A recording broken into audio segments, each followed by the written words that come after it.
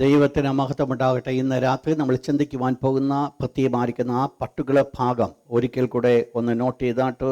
Order of Melchizedek. Order of മൽക്കിസദേക്ക്.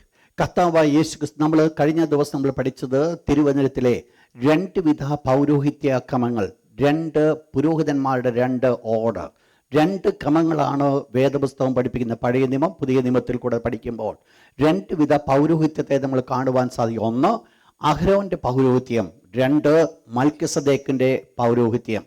മൽക്കിസദേക്കിൻ്റെ ക്രമപ്രകാരവും അഹരോന്റെ ക്രമപ്രകാരവും.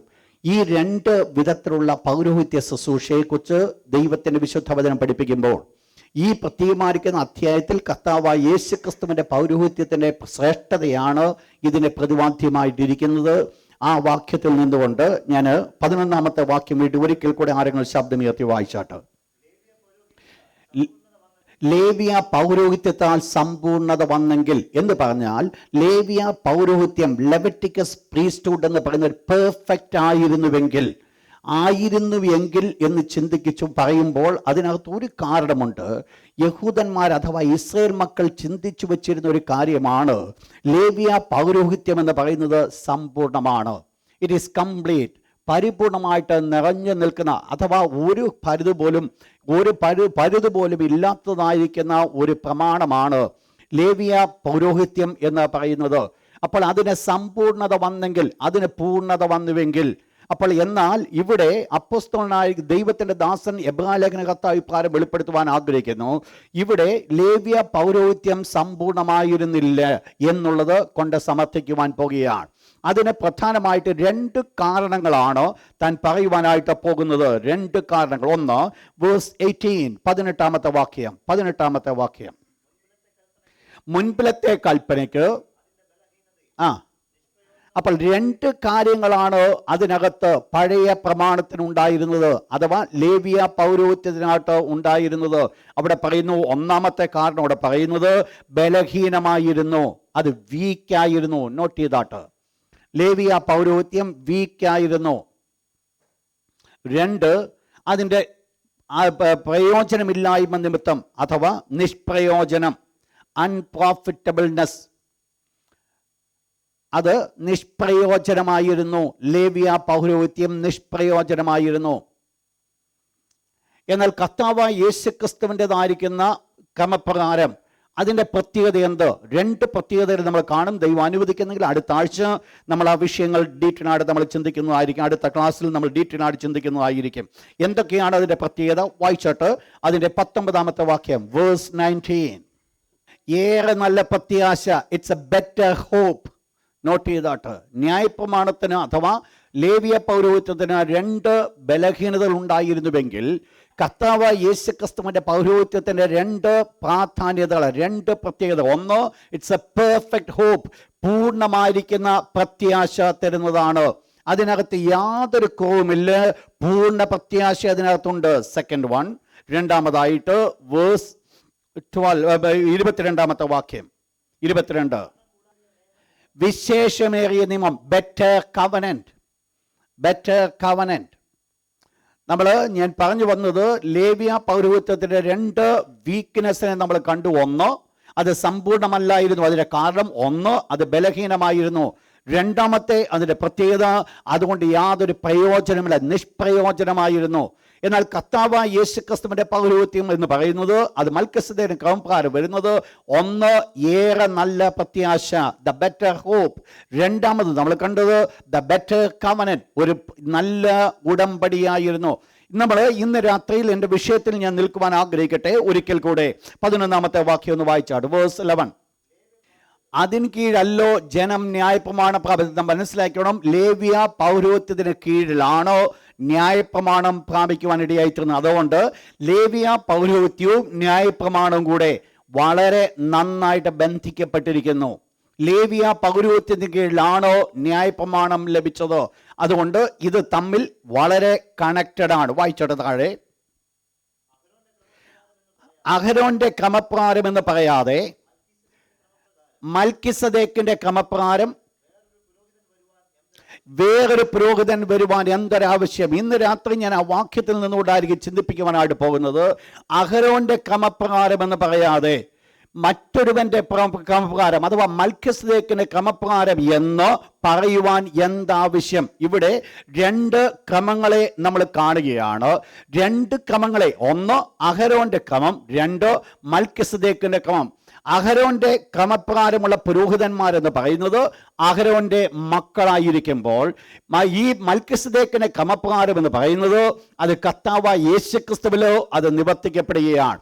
അപ്പോൾ രണ്ട് ക്രമങ്ങളെ നമുക്ക് കാണുവാൻ സാധിക്കുമെങ്കിൽ ഒരു ക്രമം ഉടച്ചിട്ടാണ് അടുത്ത ക്രമത്തിലേക്ക് കടന്നു വരുവാൻ ഇടയായിത്തീർന്നത്.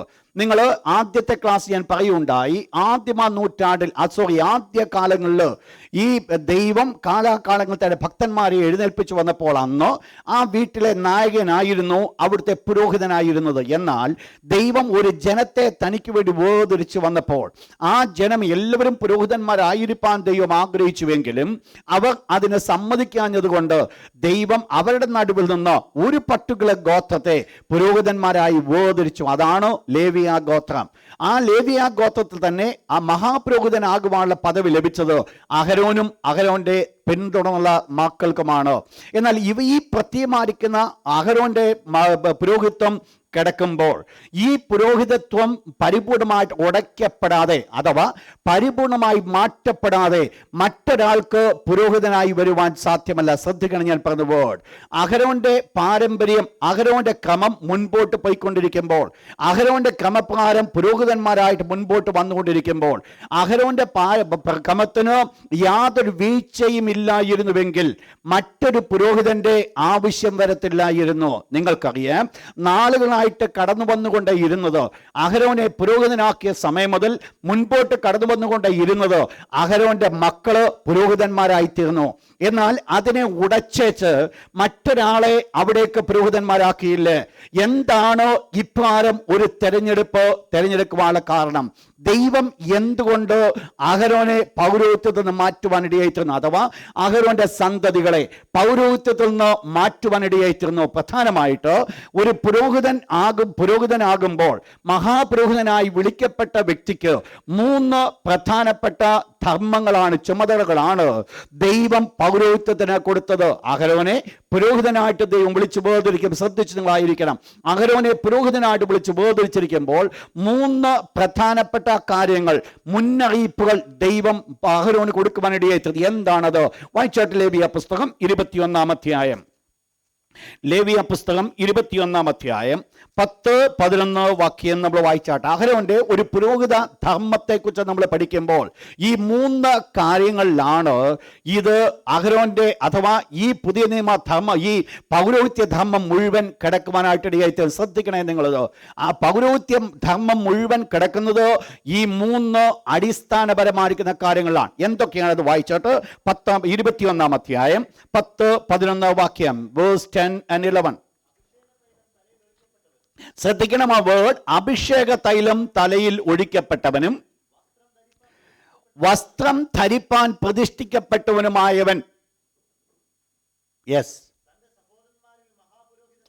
മനസ്സിലായല്ലോ? രണ്ട് വിശേഷങ്ങളോട് കൂടിയാണ് ഇത് മഹാപുരോഹിതനെയാണ് റെപ്രസെന്റ് ചെയ്യുന്നു എന്ന് പറയുന്നത്.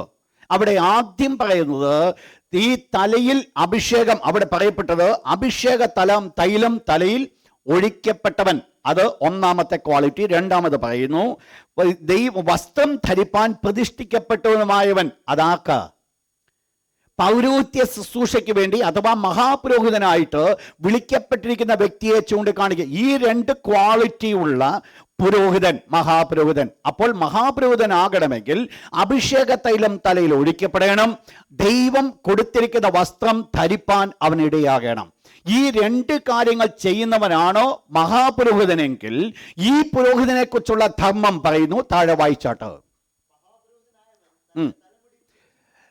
മഹാപുരോഹിതനായവൻ തന്റെ തലമുടി പിച്ച് പെറുക്കിയോ വസ്ത്രം കീറിയോ ചെയ്യരുത്. നെക്സ്റ്റ്.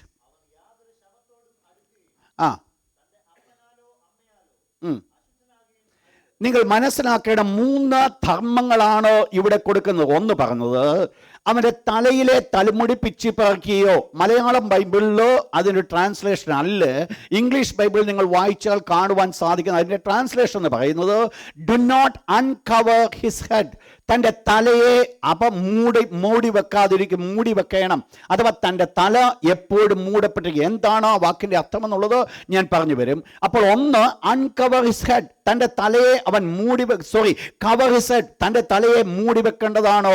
അപ്പോൾ തലയിലെ തലമുടി പിച്ചി പറിക്കരുത്, അഥവാ അൺകവർ ദ ഹെഡ് ഉണ്ടാകരുത്.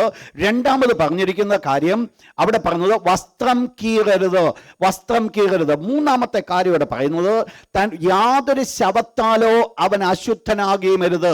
ഇതാണ് പൗരോഹിത്യത്തിന്റെ 3 ധർമ്മങ്ങൾ എന്ന് പറയുന്നത്.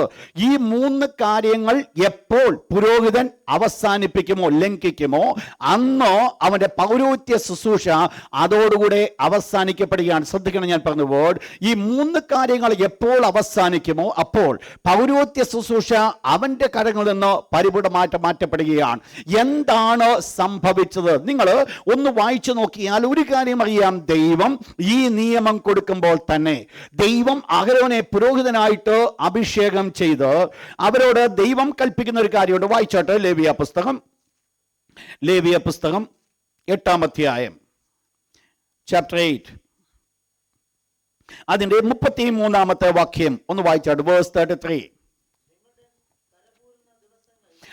നിങ്ങളുടെ കരപൂർണ ദിവസങ്ങൾ തികയുമ്പോഴും 7 ദിവസത്തേക്ക് സമാഗമന കൂടാരത്തിന്റെ വാതുക്കൽ പോലും ഇറങ്ങുവാൻ ഈ മഹാപുരോഹിതന് അനുവാദമില്ല. 7 ദിവസം അഭിഷേക തൈലം തൻ്റെ തലയിൽ വീഴ്ത്തപ്പെട്ട് കഴിഞ്ഞാൽ 7 ദിവസത്തേക്ക് ആലയത്തിനകത്തായിരിക്കണം അവനായിരിക്കുന്നത്. നമ്മൾ പൗരോഹിത്യ ശുശ്രൂഷയെക്കുറിച്ച് നമ്മൾ പഠിച്ചപ്പോൾ മനസ്സിലാക്കി, ഏത് മഹാപുരോഹിതനും ശുശ്രൂഷയ്ക്ക് വേണ്ടി വിളിക്കപ്പെടുമ്പോൾ അവൻ്റെ പാപ്പ് ആ സമാഗമന കൂടാരത്തിലായിരിക്കണം. വെളിയിൽ കടന്നു വരുവാൻ അവൻ അനുവാദമില്ല. ഇവിടെ അഭിഷേക തൈലം ഒഴിക്കപ്പെട്ടതായിരിക്കുന്ന പുരോഹിതനെ കുറിച്ച് പറയുന്നു, അവൻ സമാഗമന കൂടാരത്തിന് വെളിയിലേക്ക് കടന്നു വരരുത്, കാരണം അവന്റെ തലയിൽ അഭിഷേക തൈലം ഇരിക്കുന്നു. എന്നാൽ എന്ത് സംഭവിച്ചു എന്നുള്ളത് നിങ്ങളൊന്ന് വായിച്ചോട്ടെ, 10th ചാപ്റ്റർ 10-ാം അധ്യായം, അതിന്റെ 2-ാമത്തെ വാക്യം, 2-3 വാക്യം. ഉടനെ യഹോവയുടെ സന്നിധിയിൽ നിന്ന് തീ പുറപ്പെട്ട് അവരെ 2 പേരെ ദഹിപ്പിച്ചു. നിങ്ങൾ മനസ്സിലാക്കണം, ദൈവം ഈ ഉടമ്പടി കൊടുക്കുമ്പോൾ തന്നെ ഒരു നിയമം അവിടെ ലംഘിക്കപ്പെടുകയാണ്. എന്താ സംഭവിക്കുന്നത്? സമാഗമന കൂടാരത്തിൽ അകത്ത് നിൽക്കുന്നതായിരിക്കുന്ന മഹാപുരോഹിതനും അദ്ദേഹത്തിന്റെ 4 മക്കളും, 4 മക്കളിൽ 2 മക്കൾ ദൈവത്തിന്റെ സന്നിധിയിൽ അന്യാഗ്നി കത്തിച്ചത് മുഖാന്തരമായിട്ട് ദൈവത്തിന്റെ തീ അവരുടെ മേൽ കത്തി അവരവിടെ വെച്ച് മരിച്ചു വീഴുവാനിടയായിത്തീർന്നു. നിങ്ങൾ മനസ്സിലാക്കണം, ആരുടെ പ്രസൻസിലാണ് മരിച്ചത്? ആരൊക്കെ ഉണ്ട് ഈ സമാഗമന കൂടാരത്തിനകത്ത്? അഹരോനും അവന്റെ മക്കളും. നിങ്ങൾ മനസ്സിലാക്കേണ്ടത്, ഈ അഹരോൻ മഹാപുരോഹിതന് ദൈവം കൊടുത്ത ധർമ്മമാണ്. ഈവൻ സ്വന്തം അപ്പനോ അമ്മയോ മരിച്ചാൽ പോലും ആ ശവത്തിന്റെ അടുക്കലേക്ക് ചെല്ലുവാൻ ദൈവത്തിന്റെ അഭിഷേക തൈലം വീണ വ്യക്തിക്ക് സാധ്യമല്ല. അഥവാ അഭിഷിക്തനായവൻ അപ്പൻ അമ്മയോ മരിച്ചാൽ പോലും പോയി കാണുവാൻ അനുവാദമില്ല, കാരണം അവൻ ദൈവത്തിന് വേണ്ടി വേർതിരിക്കപ്പെട്ടവനാണ്. ഈ പ്രത്യേകമായിരിക്കുന്ന വ്യവസ്ഥയിൽ നിൽക്കുമ്പോൾ നിങ്ങൾ മനസ്സിലാക്കേണ്ടത്, ഇവിടെ അഹരോനും 4 മക്കളും കൂടെ സമാഗമന കൂടാരത്തിലായിരിക്കുമ്പോൾ അവരുടെ മുൻപിൽ വെച്ചാണ് 2 സഹോദരങ്ങളോ മരിച്ചു വീഴുവാനിടയായിത്തീർന്നത്. നോക്കിയാട്ട് തുടർന്ന് ദൈവം കൊടുക്കുന്ന ഒരു അരുളപ്പാട് വായിച്ചോട്ടെ, 10-ാം അധ്യായം അതിന്റെ 6-ാമത്തെ വാക്യം, 10th chapter verse 6. മനസ്സിലായ 3 ധർമ്മങ്ങൾ ആദ്യം പറഞ്ഞിട്ട് ഇവിടെ വന്നപ്പോൾ 2 കാര്യങ്ങൾ ഒതുക്കിയാണ്. എന്തോ പറഞ്ഞത്? നിങ്ങളുടെ വസ്ത്രം കീറരുത്, പിന്നെയോ എന്തരുത്? തലമുടി പിച്ചിപ്പറിക്കരുത്. അപ്പോൾ ഓട്ടോമാറ്റിക്കായിട്ട് ഒന്നാമത്തത് എന്ത് സംഭവിച്ചു? അവിടെ വെച്ച് തന്നെ ലംഘിച്ചു. എപ്പോൾ? നിയമം ദൈവം കൊടുക്കുന്ന സമയത്ത് തന്നെ, നിയമം അവരുടെ കരങ്ങളിൽ ഇരിക്കുമ്പോൾ തന്നെ. നിങ്ങൾ മനസ്സിലാക്കണം, പലപ്പോഴും ദൈവത്തിന്റെ നിയമം ലഭിക്കുമ്പോൾ തന്നെ ജനം നിയമത്തെ ലംഘിക്കുന്നതായിട്ട് കാണുന്നുണ്ട്.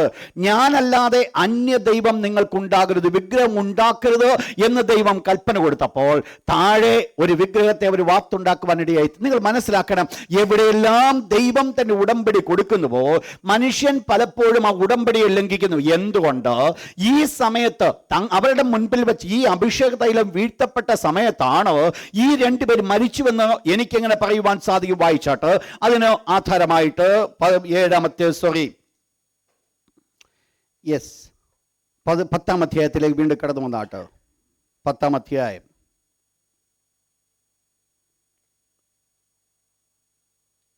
അതിൻ്റെ 7-ാമത്തെ വാക്യം. നിങ്ങളോ മരിച്ചു പോകാതിരിക്കേണ്ടതിനോ, അവിടെ പറയുന്ന വേർഡ് നിങ്ങൾ ശ്രദ്ധിച്ചോണം. നിങ്ങളോ മരിച്ചു പോകാതിരിക്കേണ്ടതിനോ സമാഗമന കൂടാരത്തിന് വാതിൽ വിട്ട് എവിടെ പോകരുത്? എത്ര കാലം ഇവരകത്തിരിക്കണമെന്നാണ് നമ്മൾ മുമ്പേ കണ്ടത്. 8-ാം അധ്യായം 33-ാമത്തെ വാക്യം. 7 ദിവസം. അപ്പോൾ നിങ്ങൾ മനസ്സിലാക്കണം, ഈ രണ്ടുപേര് കൊല്ലപ്പെടുവാൻ ഇടയായി തീർന്നത് ഒത്തിരി ദിവസങ്ങളൊന്നും കഴിഞ്ഞിട്ടല്ല. അവരുടെ അഭിഷേക തൈലം അവരുടെ തലമേൽ ഇരിക്കുന്ന സമയത്ത് തന്നെ, ദൈവം അവരെ കോൺസെൻട്രേറ്റ് ചെയ്തുകൊണ്ടിരിക്കുന്ന സമയത്ത് തന്നെയാണ് ഈ രണ്ടുപേർ അവരെ മരിക്കുവാനായിട്ട് കാരണമായി തീർന്നത്. ഈ രണ്ടുപേർ അവർ മരിച്ചു വീണ് കഴിഞ്ഞപ്പോൾ ദൈവം അഹരോന് കൽപ്പന കൊടുക്കുമ്പോൾ ഇപ്രകാരം പറയുകയുണ്ടായി, നിങ്ങൾ ഒരു ശവത്തിന്റെ അടുക്കൽ ചെല്ലുമെന്ന് പിന്നെ പറയുന്നില്ല. പിന്നീട് നമ്മൾ കാണുന്നത് എന്ത് മാത്രമേ ഉള്ളൂ? 2 കാര്യം പറ. 1, നിന്റെ തലമുടി പിച്ചിപ്പറിക്കരുത്. പിന്നെയോ 2, നിന്റെ വസ്ത്രം കീറിയമരുത്. നമ്മൾ പൗരോഹിത്യ ശുശ്രൂഷയെക്കുറിച്ച് നമ്മൾ പഠിക്കുമ്പോൾ പ്രധാനമായിട്ട് 3 ഘട്ടങ്ങളിലാണ് പൗരോഹിത്യ ശുശ്രൂഷയുടെ ഏറ്റവും അധപ്പതിച്ചതായിരിക്കുന്ന അവസ്ഥകളെ നമ്മൾ കാണുവാൻ സാധിക്കുന്നത്. അതിൽ 1-ാമത്തെ സ്റ്റെപ്പായിരുന്നു അഹരോന്റെ മക്കളിൽ കൂടെ സംഭവിക്കുവാനിടയായിത്തീർന്നത്. ദൈവം കൽപ്പന കൊടുത്തപ്പോൾ എന്തുകൊണ്ടാണോ ഇവര് ഇപ്രകാരമുള്ള അന്യാഗ്നി കത്തിച്ചെന്ന് നിങ്ങൾക്ക് അറിയാം. കാരണം എന്ന് പറയുന്നത്, ദൈവം തുടർന്ന് ഇസ്രായേൽ മക്കളോട് അഹരോനോടും മക്കളോട് ഇപ്രകാരം പറയുണ്ടായി. വായിച്ചാട്ട് അതിന്റെ 9-ാമത്തെ വാക്യം, 10-ാം അധ്യായത്തിന്റെ 9-ാമത്തെ വാക്യം. നീയും നിന്റെ പുത്രന്മാരും മരിച്ചു പോകാതിരിക്കേണ്ടതിനോ വീഞ്ഞും മദ്യവും കുടിക്കരുത്. എന്തുകൊണ്ട് കുടിക്കരുതെന്ന് പറയുന്നു? അവിടെ പറയുന്നത് താഴോട്ട് വായിച്ചാട്ടത്. എന്തിന്? 10-ാമത്തെ വാക്യം. ശുദ്ധവും മനസ്സിലായോ? ഇതാണ് വിഷയം. ശുദ്ധവും അശുദ്ധവും തമ്മിൽ വേർതിരിച്ചറിയേണ്ടതിനോ, മലിനതയും നിർമ്മലതയും തമ്മിൽ തിരിച്ചറിയേണ്ടതിനോ നിങ്ങൾക്ക് എന്തോ ഉണ്ടാകണം? സുബോധം ഉണ്ടാകണം. നിങ്ങൾ മനസ്സിലാക്കണം, ഈ 2 പേര് അന്യാഗ്നി കത്തിക്കുവാൻ ഇടയായിത്തീർന്നതിന്റെ കാരണം ഇതിൽ കൂടെ നമുക്ക് മനസ്സിലായി. എന്താ അതിന്റെ കാരണം? ഇവര് ബോധമില്ലാതെ, അതുകൊണ്ടാണ് അന്യാഗ്നി കത്തിക്കുവാൻ ഇടയായിത്തീർന്നത്. നിങ്ങൾ മനസ്സിലാക്കണം, എവിടെയെല്ലാം ദൈവത്തിന്റെ പ്രമാണങ്ങൾ പുതുതായിട്ട് കടന്നു വരുമോ അതിന് മുൻപായിട്ട് ഒരു നിയമ ലംഘനത്തെ കാണുവാൻ സാധിക്കും. ഇവിടെ ഈ 2 പേരുടെ ജീവിതത്തിൽ സംഭവിച്ചത് അതായതുകൊണ്ട്, അഥവാ ശുദ്ധവും അശുദ്ധവും തമ്മിൽ വേർതിരിച്ചറിയുവാൻ തക്കവണ്ണം അവര് മനസ്സ് വെക്കാഞ്ഞുകൊണ്ട്, അവർ ബോധമില്ലാതിരുന്നത് കൊണ്ട് അവരെന്തായിത്തീർന്നു? അന്യാഗ്നിമാട് ദൈവത്തിന്റെ ആലയത്തിലേക്ക് കടന്നു വന്നു. അന്യാഗ്നി മുഖാന്തരം അവർ കത്തി നശിക്കുവാൻ ഇടയായിത്തീർന്നു. ഓട്ടോമാറ്റിക്കായിട്ട് ആരുമുണ്ട്?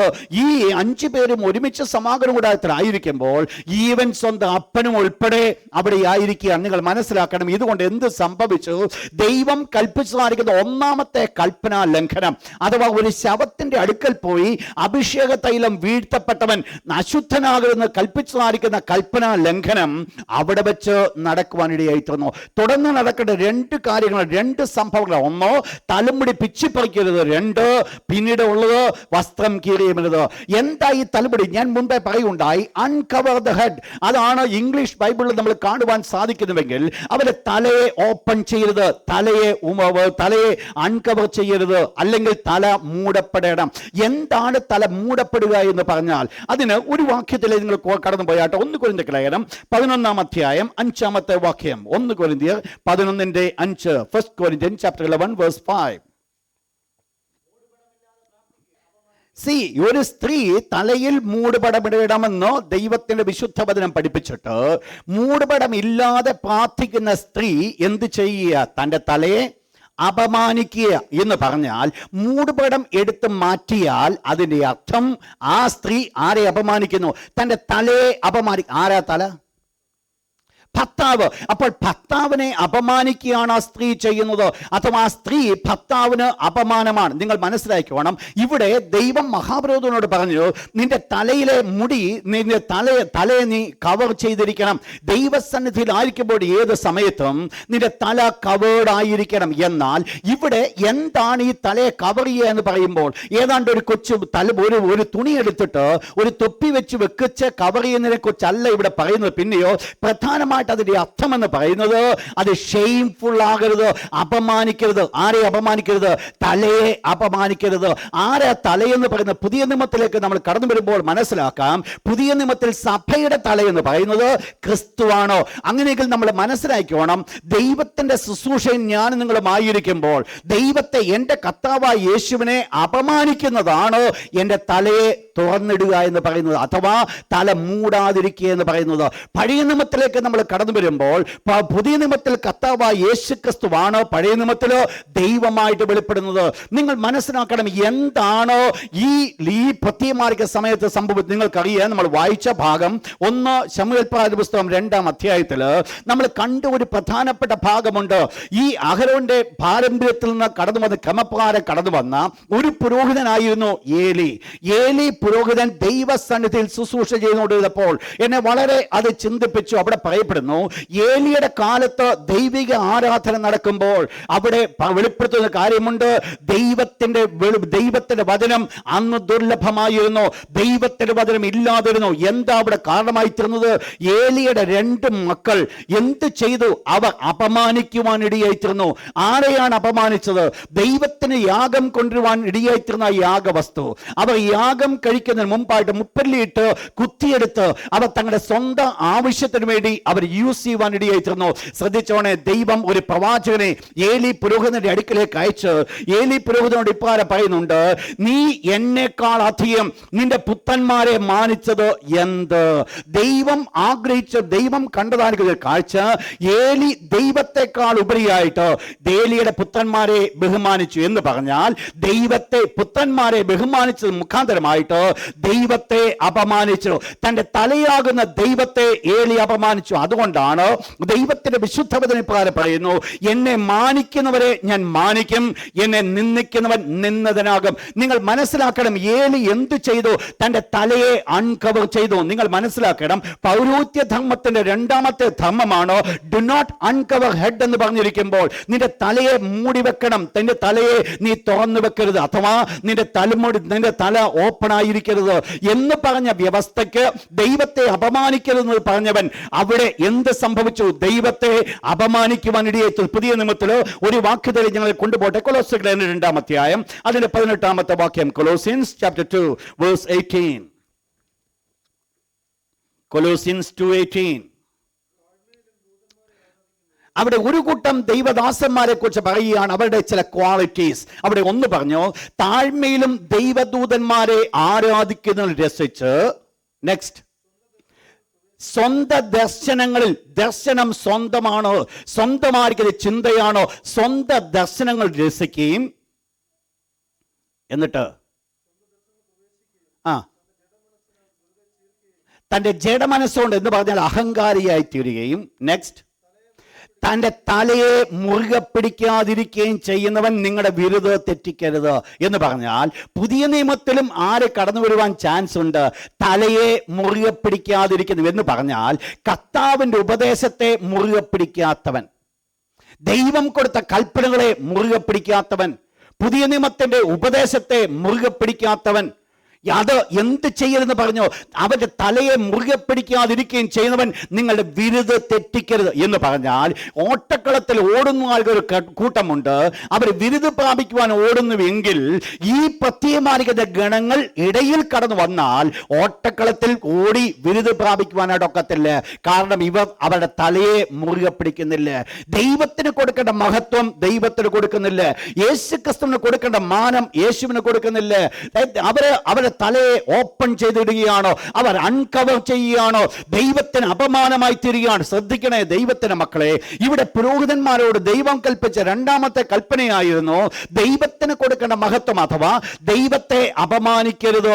എന്നാൽ എന്ത് സംഭവിച്ചു? ഏലി പുരോഹിതന്റെ കാലത്ത് അവിടെ സംഭവിച്ചത് ദൈവത്തെ അപമാനിക്കുവാനായിട്ടിടയായി തീർന്നു. വായിച്ചോട്ട്, അതുകൊണ്ട് ദൈവം എന്ത് കൽപ്പിച്ചു? വായിച്ചോട്ട് ഒരിക്കൽ കൂടെ 30-ാമത്തെ വാക്യം, 1 Samuel chapter 32 verse 13. അവിടെ പറയും നിത്യം പരിചരിക്കുമെന്ന് ഞാൻ കൽപ്പിച്ചിരുന്നു. നിശ്ചയം ദൈവം ഏലിയോട് പ്രവാചകൻ മുഖാന്തരമായിട്ട് പറയുകയാണ്, നിന്റെ ഭവനം നിത്യമായി എൻ്റെ മുൻപിൽ പരിചരിക്കുമെന്ന് ഞാൻ കൽപ്പിച്ചു നിശ്ചയം. എന്നാൽ വായിച്ചെടുത്താഴോട്ട് എന്ത് സംഭവിച്ചു? രണ്ടാമത്തെ ഉടമ്പടി താൻ ലംഘിച്ചപ്പോൾ അവിടെ സംഭവിച്ചത് പൗരോഹിത്യം അവസാനിക്കും എന്നുള്ളതിനെ കുറിച്ച് ദൈവം ഒരു വാക്ക് കൊടുക്കുവാനായിട്ടിടയായി തീർന്നു. എന്താ അവിടെ സംഭവിച്ചത്? ഏലി പുരോഹിതൻ ദൈവത്തിന് കൊടുക്കേണ്ട ബഹുമാനം കൊടുക്കാതെ ദൈവത്തിന് അപമാന വിഷയമായി തീർന്നത് കൊണ്ട് ലേവി പുരോഹിതനെ പൗരോഹിത്യ ശുശ്രൂഷയിൽ നിന്ന് അവന്റെ കുടുംബത്തെ പൗരോഹിത്യ ശുശ്രൂഷയിൽ മാറ്റിക്കളയുമെന്നുള്ളത് സ്വർഗ്ഗത്തിലെ ദൈവം കൽപ്പിച്ചു. ഏത് കാലം വരെ? ഒരു വിശ്വസ്ത പുരോഹിതൻ എഴുന്നേൽക്കുന്ന 35-ാമത്തെ വാക്യം, ഒരു വിശ്വസ്ത പുരോഹിതൻ ഞാൻ എനിക്ക് എഴുന്നേൽപ്പിക്കും. അതുവരെ മാത്രമേ ഇത് മുൻപോട്ട് പോകാൻ സാധിക്കത്തുള്ളൂ. എന്ത് സംഭവിച്ചു? ഓട്ടോമാറ്റിക്കായിട്ട് സംഭവിച്ചു. ഞാൻ നേരത്തെ പറയുണ്ടായി, ചില പുസ്തകങ്ങളിൽ ഞാൻ വായിച്ചിട്ടുണ്ട്. ഇപ്രകാരമാണ്, ഈ ലേവി പുരോഹിതൻ ഏലി പുരോഹിതൻ തൻ്റെ ദൈവത്തിന് നിയമപ്പെട്ടകം ഫിലിസ്ത്യർ പിടിച്ചുകൊണ്ടു പോകുന്നതിന് മുമ്പ് യുദ്ധത്തിന് വേണ്ടി കൊണ്ടുപോകുന്നതായ സമയത്ത് ആസനത്തിൽ താൻ ആയിരിക്കുമ്പോൾ അവിടെ എന്താണ് പെട്ടകത്തിന് സംഭവിക്കുവാൻ പോകുന്നുള്ള വലിയ വേദന ഓർത്തുകൊണ്ട് തൻ്റെ തലമുടി പിച്ചിപ്പറിച്ചുകൊണ്ടിരുന്നുവെന്നോ വായിക്കുന്നുണ്ട്. അതിന് എക്സാക്ട്ലി നമുക്ക് തെളിവുകൾ ഇല്ലാത്തത് കൊണ്ട് ദൈവത്തിന്റെ സന്നിധിയിൽ ഞാൻ ചോദിക്കുകയുണ്ടായി, കർത്താവ് എന്താണ് എക്സാക്ട്ലി തിങ്? നിങ്ങൾ മനസ്സിലാക്കണം, അവിടെയാണോ നമ്മൾ ഈ ഭാഗം കാണുന്നത്?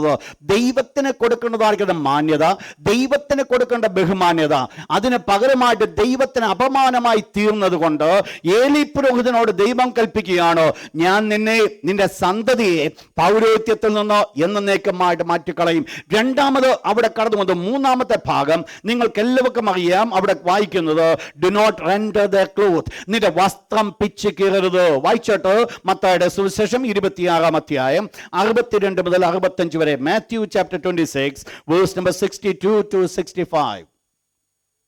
26-ാം അധ്യായം 62 മുതൽ 65 വരെയുള്ള വാക്യം.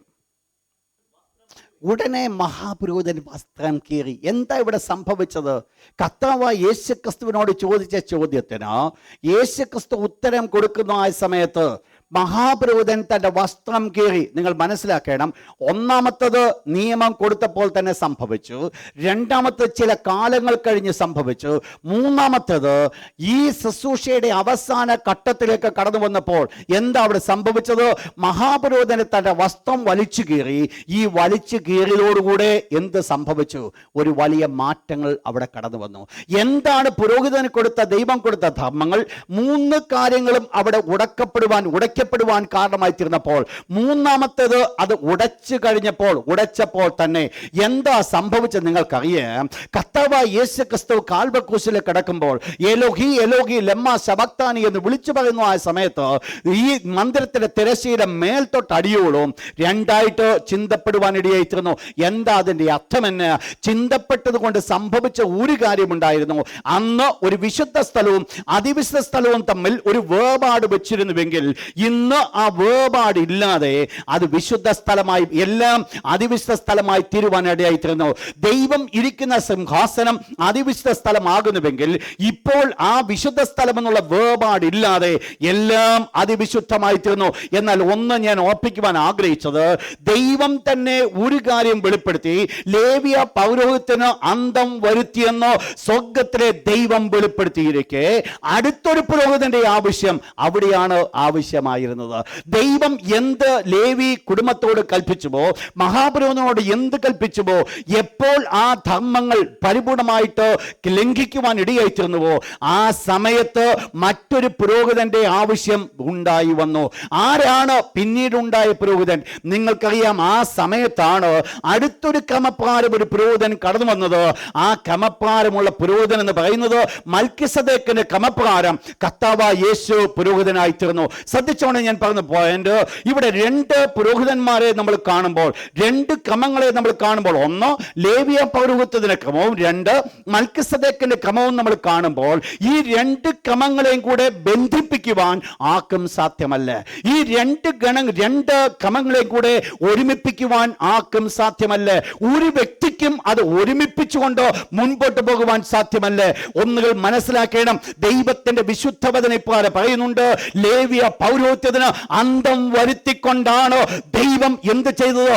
മൽക്കിസദേക്കിന്റെ ക്രമപ്രകാരം ഒരു മഹാപുരോഹിതനെ എഴുന്നേൽപ്പിക്കുവാൻ ഇടയായിത്തീർന്നു. ശ്രദ്ധിക്കണം, ഞാൻ പറഞ്ഞ വേർഡ്, മൽക്കിസദേക്കിന് ക്രമപ്രകാരം ഒരു മഹാപുരോഹിതനെ എഴുന്നേൽപ്പിച്ചത് ലേവിയ പൗരോഹിത്യത്തിന് ഒരു ഫുൾ സ്റ്റോപ്പ് ഇട്ടിട്ട്, ലേവിയ പൗരോഹിത്യത്തിന് ഒരു അന്തം വരുത്തിയിട്ട്, ലേവിയ പൗരോഹിത്യത്തെ പരിപൂർണമായിട്ട് അവസാനിപ്പിച്ചിട്ട് ഒരു പുതിയ പൗരോഹിത്യം തുടങ്ങുവാനായിട്ട് ഇടയായിത്തീർന്നു. അത് ഇന്നലെ ഉണ്ടായ പൗരോഹിത്യമല്ല, പിന്നെയോ നാളുകൾക്ക് മുൻപ് മൽക്കിസദേക്കിന്റെ ക്രമപ്രകാരം ഉണ്ടായിരുന്ന ഒരു പൗരോഹിത്യം. അങ്ങനെയെങ്കിൽ ഒന്ന് നിങ്ങൾ മനസ്സിലാക്കണം. വായിച്ചോട്ട് ആ പ്രത്യമായിരിക്കുന്ന വാക്യം ഒന്ന് വായിച്ചോട്ട്, 12ാമത്തെ വാക്യം, വേഴ്സ് 12, 7-ാം അധ്യായത്തിന്റെ 12ാമത്തെ വാക്യം, ഹീബ്രൂസ്. പൗരോഹിത്യം മാറിപ്പോകുന്ന പക്ഷം നിങ്ങൾ മനസ്സിലാക്കണം, പൗരോഹിത്യം മാറ്റപ്പെട്ടിട്ടുണ്ടെങ്കിൽ ന്യായപ്രമാണത്തിനും മാറ്റം വന്നിട്ടുണ്ട്. അപ്പോൾ ന്യായപ്രമാണത്തിന് ഒരു മാറ്റം വന്നു എന്ന് പറഞ്ഞാൽ അതിന്റെ അർത്ഥം, ലേവിയ പൗരോഹിത്യത്തിന് കീഴിലാണ് ജനം ന്യായപ്രമാണം പ്രാപിച്ചത്. എന്നാൽ പൗരോഹിത്യം മാറ്റപ്പെട്ടപ്പോൾ എന്തുകൂടെ സംഭവിച്ചു? ലേവിയ പൗരോഹിത്യത്തിന് മാറ്റം വരുവാനിടയായി തോന്നുന്നു. വായിച്ചോട്ടെ താഴോട്ട്. ഈ പ്രത്യേകമായ ചാപ്റ്ററിലേക്ക് നമ്മൾ കടന്നു വരുമ്പോൾ മാറിപ്പോകുന്ന 4 കൂട്ടം കാര്യങ്ങളെ നമ്മൾ കാണുന്നുണ്ട്. ഈ പ്രത്യേകമായ ചാപ്റ്ററിൽ 4 കാര്യങ്ങളെ മാറിപ്പോകുന്നതായിട്ട് നമ്മൾ കാണുന്നു. വായിച്ചോട്ടോ അതിന്റെ 11-12 വാക്യം. ദ ഫസ്റ്റ് പോയിന്റ്, ഒന്നാമത് ലേവിയ പൗരോഹിത്യം മാറ്റപ്പെട്ടു. നോട്ട് ചെയ്താട്ടോ, Levitical priesthood, 4 things that passed away. ഈ പർട്ടിക്കുലർ ചാപ്റ്ററിൽ 4 പ്രധാനപ്പെട്ട കാര്യങ്ങൾ മാറിപ്പോകുന്നു. അതിൽ ഒന്നാമത്തത് ലേവിയ പൗരോഹിത്യം മാറ്റപ്പെട്ടു, ലെവിറ്റിക്കൽ പ്രീസ്റ്റ്ഹുഡ്. രണ്ടാമത് ലോ, ന്യായപ്രമാണം മാറ്റപ്പെട്ടു. മൂന്നാമത് 20ാമത്തെ വാക്യം,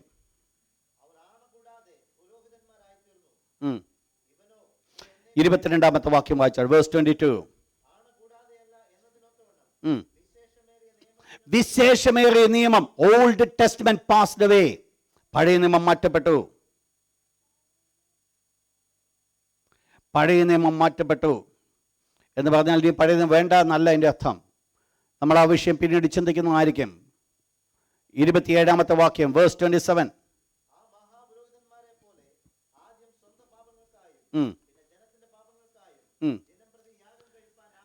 യാഗം മാറ്റപ്പെട്ടു, സാക്രിഫൈസ് passed away. പ്രധാനമായിട്ട് 4 കാര്യങ്ങളാണ് ഈ ചാപ്റ്ററിൽ മാറിപ്പോകുന്നതായിട്ട് നമ്മൾ കണ്ടത്. 1, ലേവിയ പൗരോഹിത്യം മാറ്റപ്പെട്ടു. 2, ന്യായപ്രമാണത്തിന് മാറ്റം വന്നു, അഥവാ ന്യായപ്രമാണം മാറ്റപ്പെട്ടു. 3, പഴയ നിയമത്തിന് മാറ്റം വന്നു. 4, മാറ്റപ്പെട്ടത് യാഗങ്ങൾക്ക് മാറ്റപ്പെട്ടു. ഇത്രയും മാറ്റങ്ങൾ വന്നുവെങ്കിൽ നമ്മൾ മനസ്സിലാക്കേണ്ടത്, ഈ പഴയതും പുതിയതും കൂടെ ഒരുമിച്ച് ചേർക്കുവാൻ സാധ്യമല്ല. പുതിയ വീഞ്ഞ് പുതിയ തുരുത്തിയിൽ വെക്കണമെങ്കിൽ പഴയ വീഞ്ഞ് പുതിയ തുരുത്തിയിൽ വെക്കുവാൻ ദൈവകൽപ്പനയില്ല. പുതിയ വീഞ്ഞ് പഴയ തുരുത്തിയിൽ വെച്ചാലുള്ള കുഴപ്പമെന്ന് പറയുന്നത്, വീഞ്ഞ് തുരുത്തിയിൽ വെക്കുമ്പോൾ ആ വീഞ്ഞ് വികസിക്കുന്നതിനനുസൃതമായിട്ട് തുരുത്തി വലുതായിക്കൊണ്ടേയിരിക്കും. എന്നാൽ അതിന് ലിമിറ്റേഷൻ ഉണ്ട്. ആ ലിമിറ്റിൽ കൂടുതൽ വലുതാകത്തില്ല. എന്നാൽ വീണ്ടും അതേ പഴയ തുരുത്തിയിലേക്ക് വീണ്ടും കൊണ്ട് പുതിയ വീഞ്ഞ് ഒഴുക്കിയാണെങ്കിൽ അതിനനുസരണമായിട്ട് വീണ്ടും ഈ തുരുത്തി വലുതായി കൊടുക്കണം. വലുതാകാൻ പറ്റാത്തത് കൊണ്ട് പിന്നീട് സംഭവിക്കുക പൊട്ടിപ്പോകുക. അതുകൊണ്ട് ആ കർത്താവായ യേശു പറഞ്ഞത് പുതിയ വീഞ്ഞ് പുതിയ തുരുത്തിയിലാണ് വെക്കേണ്ടത്, പുതിയ വീഞ്ഞ് പഴയ തുരുത്തിയിലല്ല വെക്കേണ്ടത് എന്ന് ശ്രദ്ധിക്കണേ. ഞാൻ പറഞ്ഞു വരുന്നത്, പഴയ നിയമം, പഴയ ന്യായപ്രമാണത്തിന് മാറ്റം വന്നുവെങ്കിൽ, ചട്ടങ്ങൾക്ക് മാറ്റം വന്നുവെങ്കിൽ, പൗരോഹിത്യത്തിന് മാറ്റം വന്നുവെങ്കിൽ, ഇന്ന് എനിക്കും നിങ്ങൾക്കും ആ മാറ്റം വന്നെങ്കിൽ മാത്രമേ സാധ്യമാകുകയുള്ളൂ. എന്ന് പറഞ്ഞാൽ പണ്ടത്തെ ലെവലിൽ നിന്നുകൊണ്ട് ഇന്ന് ഞാൻ ആരാധിക്കുന്നത് പറഞ്ഞു കഴിഞ്ഞാൽ ദൈവത്തിന്റെ വചന വ്യവസ്ഥയല്ല എന്നുള്ളത് നിങ്ങൾ ഓർക്കേണ്ടത് വളരെ ആവശ്യമാണ്. ദൈവം ആഗ്രഹിക്കുന്ന ഒരു കാര്യമുണ്ട്, പഴയതിന് ഒരു മാറ്റം വന്നു. എന്താ ഇതിന്റെ കാരണം? ഞാൻ 2-3-4 പ്രത്യേകമായ പോയിന്റ്സ് ഞാൻ നിങ്ങളോട് പറയുവാൻ ഞാൻ ആഗ്രഹിക്കുന്നു. ഒന്ന്, ഞാൻ എന്താണ് ഏരൻസ് ഓർഡർ ഉണ്ടായിരുന്നത്? ഒന്നാമത്തത്, the difference between holy place and most holy place. Note ചെയ്താട്ടോ. അഹരോന്റെ അഥവാ പഴയ നിയമ ലേവ്യ പൗരോഹിത്യത്തിൽ ഉണ്ടായിരുന്നത് ഒന്നാണ് വിശുദ്ധ സ്ഥലവും അതിവിശുദ്ധ സ്ഥലവും എന്നുള്ള ഒരു വേർപാട്. നിങ്ങൾ മനസ്സിലാക്കണം, ഇന്ന് ആ വേർപാടിന്റെ ആവശ്യമില്ല. കാരണം ഇന്ന് ദൈവത്തിന്റെ ദാസനെ പ്രകാരം പറയുന്നു, അതുകൊണ്ട് നമുക്ക് തക്ക സമയത്ത് കൃപ ലഭിക്കേണ്ടതിന് അവന്റെ കൃപാസനത്തിലേക്ക് നാം ഓടി അടുത്ത് ചെല്ലുക. നമ്മൾ ദൂരത്ത് നിന്ന് ദൈവത്തെ ആരാധിക്കുവാനല്ല പറയുന്നത്, നമുക്ക് ഓടി അടുത്ത് കടന്നു ചെല്ലുവാൻ സാധിക്കും. ഞാൻ ഓർപ്പിക്കട്ടെ, ദൈവം പുതിയ നിയമത്തിൽ വെച്ചിരിക്കുന്ന വ്യവസ്ഥ എന്ന് പറയുന്നത് 2 വേർപാടോടുകൂടെ നിന്ന് ദൈവത്തെ ആരാധിക്കുവാനല്ല. ഒരു കൂട്ടം പർട്ടിക്കുലർ വ്യക്തികൾക്ക് മാത്രം ചില പൊസിഷൻസും ബാക്കിയുള്ളവർക്ക് വേറെ പൊസിഷനും എന്നുള്ളത് ദൈവവചനത്തിന് വ്യവസ്ഥയെ അല്ല. നിങ്ങൾ മനസ്സിലാക്കണം, ദൈവം ഇന്ന് പുതിയ നിയമത്തിൽ ആരാധന നടക്കുന്നത് ഒരു വേർപാട് വെച്ച് കൊണ്ടല്ല, ഒരു പർട്ടിക്കുലർ ഒരു പൊസിഷൻ വെച്ചുകൊണ്ടല്ല, ഒരു പർട്ടിക്കുലർ പ്ലേസിന് ഒരു ഹോളിനെസ് കൽപ്പിച്ചുകൊണ്ടല്ല. ഇന്ന് രാത്രി ദൈവത്തിന്റെ വിശുദ്ധ വചനം കേൾക്കുന്ന പ്രിയപ്പെട്ടവരോട് ഞാൻ ഓർപ്പിക്കട്ടെ, ഇന്നും ഏതെങ്കിലും സ്ഥലത്തൊരു വിശുദ്ധി കൽപ്പിച്ചുകൊണ്ട് വിശുദ്ധിയും അശുദ്ധിയും തമ്മിൽ സാധാരണപ്പെട്ട വ്യക്തിയും ദൈവത്തിന് വേണ്ടി വേദനിക്കപ്പെട്ട വ്യക്തിയും ശുശ്രൂഷ ചെയ്യുന്നതിനോ ഒരു വ്യത്യാസം വെച്ചിരിപ്പുണ്ടെങ്കിൽ ആ വ്യത്യാസം വെച്ചിരിക്കുന്നത് പുതിയ നിയമത്തിന്റെ പ്രമാണമല്ല, പിന്നെയോ പഴയ നിയമത്തിന്റെ പ്രമാണമാണ്. അത് ലേവ്യ പൗരോഹിത്യത്തിന്റെ പ്രമാണമാണോ? പ്രിയപ്പെട്ട ദൈവത്തിന്റെ മക്കളെ, നമ്മൾ മനസ്സിലാക്കണേ, ഒരു ത്രോണോസുമില്ല, ഒരു പ്രത്യേകമായ വിശുദ്ധ സ്ഥലവുമില്ല, മറ്റ് പ്രത്യേകിച്ച് ഒരു കട്ടനിട്ട് വേദനിക്കേണ്ട യാതൊരു സ്ഥലവും ദൈവത്തിന്റെ വിശുദ്ധ വചനത്തിലില്ല.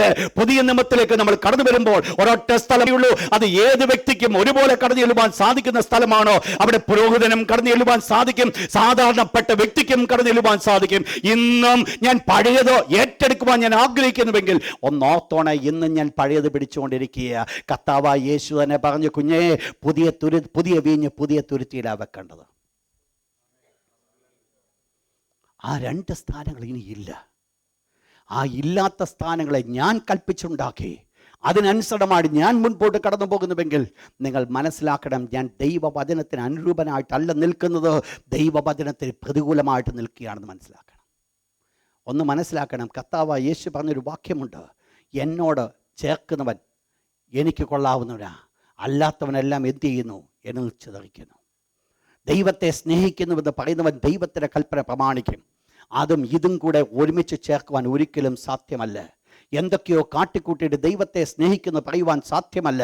പുതിയ നിയമ വ്യവസ്ഥയിൽ നിന്നുകൊണ്ട് ആരാധിക്കുന്ന ദൈവത്തിൻ്റെ മക്കളോട് ഞാൻ ഓർപ്പിക്കട്ടെ, ഇന്ന് വിശുദ്ധ സ്ഥലവും അതിവിശുദ്ധ തമ്മിലുള്ള വേർപാട് ദൈവം ഓൾറെഡി മാറ്റി. ഇന്ന് ഞാനും നിങ്ങളും ആ വേർപാട് വീണ്ടും കൊണ്ടുവരികയാണെങ്കിൽ അതിൻ്റെ അർത്ഥം ഞാൻ നിൽക്കുന്നത് ഇന്ന് ലേവ്യ പൗരോഹിത്യത്തിൽ നിൽക്കുന്നു. 2, the order of worship. The order of worship എന്താണ്? പഴയ നിയമത്തിൻ്റെ ഓർഡർ ഓഫ് വർഷിപ്പ്, അവിടെയാണ് യാഗങ്ങൾ, വഴിപാടുകൾ, സാക്രിഫൈസ് ആൻഡ് റിച്വൽസ്.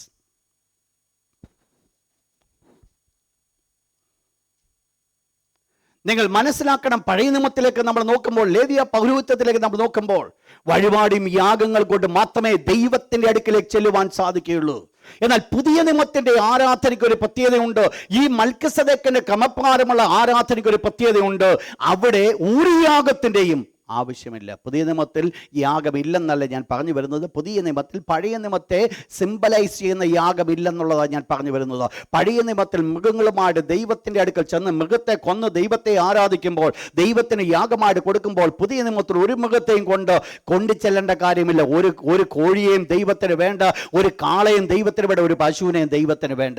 ദൈവത്തിന് വേണ്ടത് ഇന്ന് പുതിയ നിയമത്തിൻ്റെ ആരാധന എന്ന് പറയുന്നത് എന്താണെന്ന് നിങ്ങൾക്കറിയാം. പുതിയ നിയമത്തിൻ്റെ ആരാധന എന്ന് പറയുന്നത് ചില യാഗങ്ങൾ വെച്ചുകൊണ്ടല്ല, ചില കടപ്പാടുകൾ വെച്ചുകൊണ്ടല്ല, ചില കാര്യങ്ങൾ വെച്ചുകൊണ്ടല്ല, എന്നും ഒരു സിംബോളിക്കായിട്ട് എന്തൊക്കെയോ പറഞ്ഞുകൊണ്ട് പോകുന്ന ഒരു ആരാധനയല്ല പുതിയ നിയമത്തിൽ ദൈവം എക്സ്പെക്ട് ചെയ്യുന്ന ആരാധന. പിന്നെയോ ദൈവം ആഗ്രഹിക്കുന്ന ആരാധന എന്ന് പറയുന്നത് ഒരു പ്രത്യേകത കൊണ്ട് കർത്താവായ യേശു തന്റെ സ്വന്തം നാവിൽ കൂടെ പറഞ്ഞു. യോഹന്നാന്റെ സുവിശേഷം 4-ാം അധ്യായം 24-ാമത്തെ വാക്യത്തിലേക്ക് കടന്നു വന്നാണ്. യോഹന്നാൻ 4:24. ദൈവം ആത്മാവാകുന്നു, അവനെ നമസ്കരിക്കുന്നവർ. നിങ്ങൾ മനസ്സിലാക്കണം, ദൈവത്തെ ആരാധിപ്പാൻ ആഗ്രഹിക്കുന്നവർ ആരാധിക്കേണ്ട മെത്തേഡ് ദൈവത്തിന്റെ വിശുദ്ധ വചനത്തിൽ ദൈവം കൊടുത്തിട്ടുണ്ട്. അവനെ ആരാധിക്കണം, ആത്മാവിലും സത്യത്തിലും ആരാധിക്കണം. ഏതെങ്കിലും കമത്തിന്റെ ബുക്കുകൾ എടുത്ത് വായിച്ചുകൊണ്ട് മുൻപോട്ട് പോകുന്ന പതിവായിട്ട് ചൊല്ലിക്കൊടുക്കുന്ന കാര്യങ്ങളല്ല ഇന്ന് ദൈവം ആഗ്രഹിക്കുന്ന ആരാധന എന്ന് പറയുന്നത്. ദൈവത്തിന്റെ ആരാധനയ്ക്ക് ഒരു പ്രത്യേകതയുണ്ട്.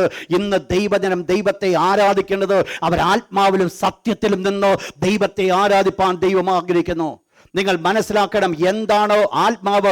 It's holy spirit. ദൈവത്തിന്റെ ആത്മാവ് കൊണ്ട് വായിച്ചിട്ട് ഫിലിപ്പീൻസ് ചാപ്റ്റർ 3:3, ഫിലിപ്പിയർ ലേഖനം 3-ാം അധ്യായം 3-ാമത്തെ വാക്യം. നാമല്ലോ വിച്ഛേദനക്കാർ. വായിച്ചോട്ടെ. നാമല്ലോ പരിച്ഛേദനക്കാർ.